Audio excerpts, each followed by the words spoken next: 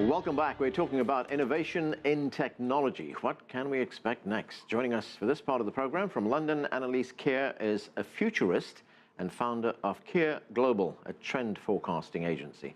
From New York, Michael Nunez is the technology editor of Gizmodo. Thanks to both of you for joining us. Annelies, let me start with you. What are the major tech breakthroughs or developments can we expect to see in 2017? Well, there are so many, but obviously artificial intelligence is a big one.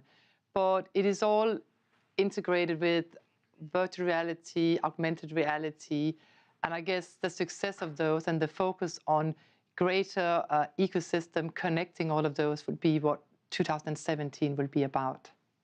So, Michael, we see artificial intelligence making a breakthrough in 2017, but in our daily lives, how will technology affect us? Do you see a lot of developments in 2017 where our lives will become easier, more productive with new things? Yeah, hopefully. I mean, artificial intelligence is really meant to sort through more information than a human would be able to and organize that so that we can consume it more easily. So, if things pan out as we're, in the best case scenario, artificial intelligence will dramatically improve our lives by just making it easier for us to find important information. But, of course, there's a lot happening in technology right now, and there's a lot to be excited about. Annelies, as Michael says, our lives will be made easier by this kind of technology. But if we look at the impact it has on broader society, there was a recent study done that indicated that nearly 6% of jobs in the United States would be replaced by artificial intelligence by 2021. That's only 4 years away. I mean, what kind of impact would something like that have on society at large? I mean, it won't happen overnight. I've recently just come back from the US. I gave a talk at MIT on the future of people, and what I talked about was very much about how artificial intelligence will virtually disrupt all areas of society. And on the job market, I mean, it's not just mechanical jobs and production. We are looking at law, we're looking at financial services, health, education, all of them. Even the first article was written by robots already 5 years ago, so even journalism will be impacting. But what we also discussed at MIT was the greater impact that hopefully that it will tie up a new capacity. So when you look to the future work, for example, this year at the World Economic Forum, it was all about the fourth industrial revolution. And what I'm talking about here is that when robots will take over our work, of course, we will, as people, focus on other skills, something like as we will be focusing on emotional intelligence, as a softer skills, creative leadership. So we will see that be the conversation in 2017, and by 2020, of course, we will see a greater integration of technology and the softer skill from a human point of view. Do we see our training and education systems designed to adapt to all these changes you're talking about? And will people, as we move forward, will they be forced to reinvent themselves, retrain themselves? Absolutely. I mean, lifelong learning is one of the biggest things that we've been talking about. And the softer skills is no longer just I think and therefore I am. It's also I feel and therefore I am.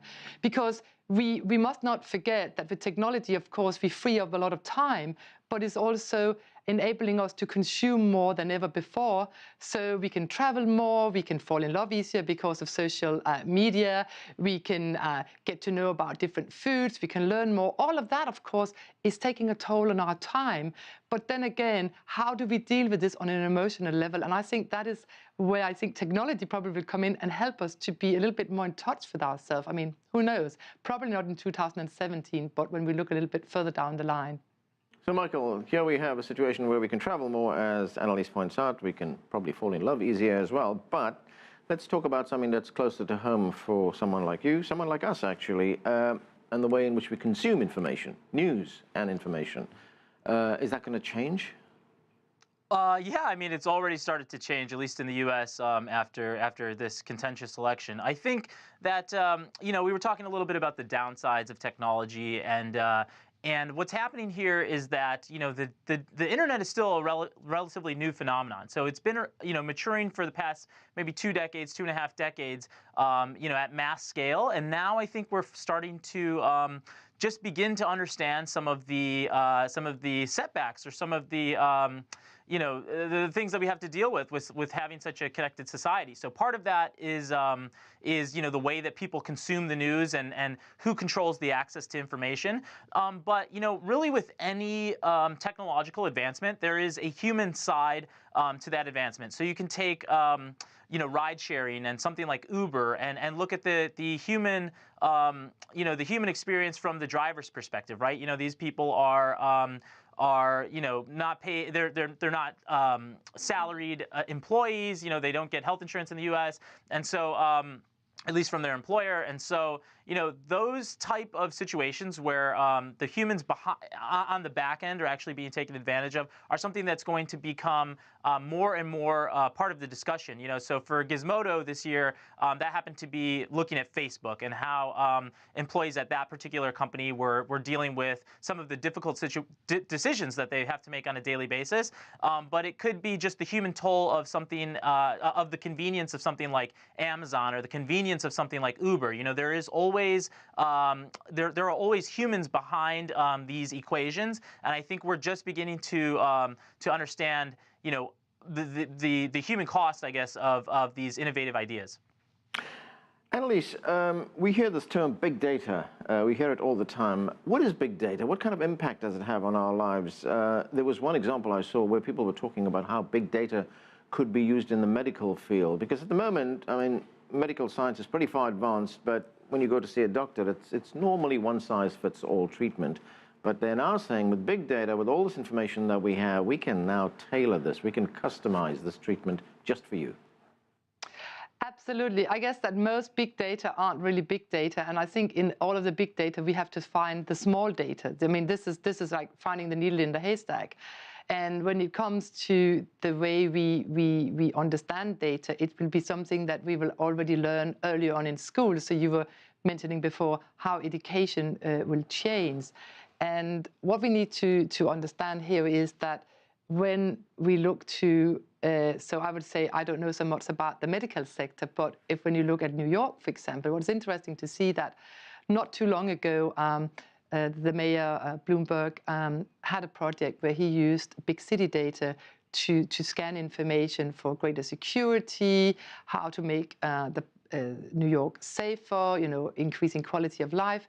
And by reading data and get traffic integrated in a better way and security of buildings, fire regulation, all of that, you could really integrate all of those data. And this is also where the Internet of Things comes into it. How data, people, transportation, buildings, all of that is going to be closer integrated. I mean, there was even talk about smart concrete that can read data. So, I mean, this is obviously more far future, but when we have that as in the city, of course, that will also apply to medicine. So really, artificial intelligence will disrupt all areas of society, all jobs, but it's going to be a steady process. It won't happen overnight.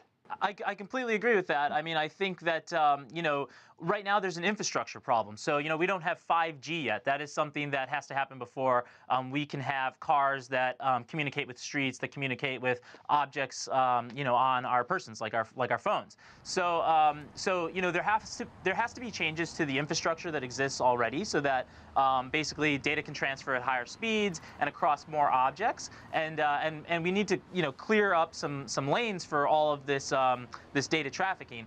But that said, people are already trying to build inanimate objects that can communicate with large servers that are crunching all of this data. So there's a lot of money to be made in that particular sector. I don't think it's going to happen overnight. I wouldn't say that 2017 will be the year of big data, but this is a slow climb that we expect to see over the course of the next couple of years. Now, is there a downside to big data? Because we see in many instances, Michael, how it's being abused. For instance, these huge server farms that hold tons of information on every single person is exploited. It's being used. We see the NSA do that. Yeah, absolutely, and it's only going to get worse as far as I'm concerned. I mean, there will only be an increase in the amount of data that is trafficked across the world, and that's going to give spy agencies, I guess, if that's a concern, it's going to give spy agencies, more opportunities to siphon information from individual citizens. Annelies, do you think that the legal world, the world of human rights, the world of civil rights, do they have to keep up with all this to make sure that this information is not abused? Absolutely. I mean, who owns the internet? This is where we need to start. I remember doing a small documentary. I arrived the day in New York a few years ago when it was revealed about the NSA, the whole case. And I think, obviously when you have new technologies, there's always the initial, lack of policy making, and who sits on it. I mean, currently majority of our data goes to Google and Facebook, and do we all want that? I mean, here in the UK we have Eugenie Moroso, who really often puts out to the rest of us, do we really want that? So we are speaking about democracy, data democracy. This is a really huge thing. And we haven't even got to the core of that yet. This is completely, I would say we've talked about it, but not a lot is being done. But again, also back to Michael's point about 5G networks, it's not just the next evolution of 4G. It's a whole new system. So 5G means faster internet. I mean, it's reducing the speed to nothing to download film. We'll probably be communicating most via film and videos, etc., etc. So not only will there be more data, but we will also have to find a much more integrated system whereby the individual and we as citizens can understand what it means every time we put something out there. So this is really very much about data democracy. So early data for that, probably not happening in 2017, but we're talking about it. So, Michael, we talk about the movement of information, the internet, information that's coming to my computer. Are we going to see any major changes in the speed of that information getting to my computer in 2017? Well, we certainly hope so.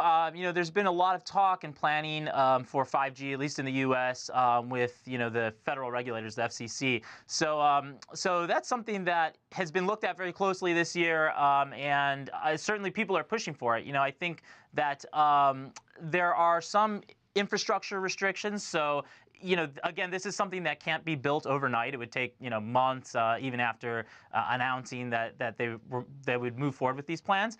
But there are already high-level talks that are being discussed. I would say for the past 2 years, we've seen the FCC and some of the largest telecom companies in the world talking about how to unveil this or to roll this out across some of the most populated destinations on the planet. So the demand is there. I think the gadgets and the type of appliances that would use this type of thing are being built, and so really it's only a matter of time. It's more of a matter of policy than it is the business prospect, I think. Okay, we're going to have to leave it there. Thanks to both of you for joining us.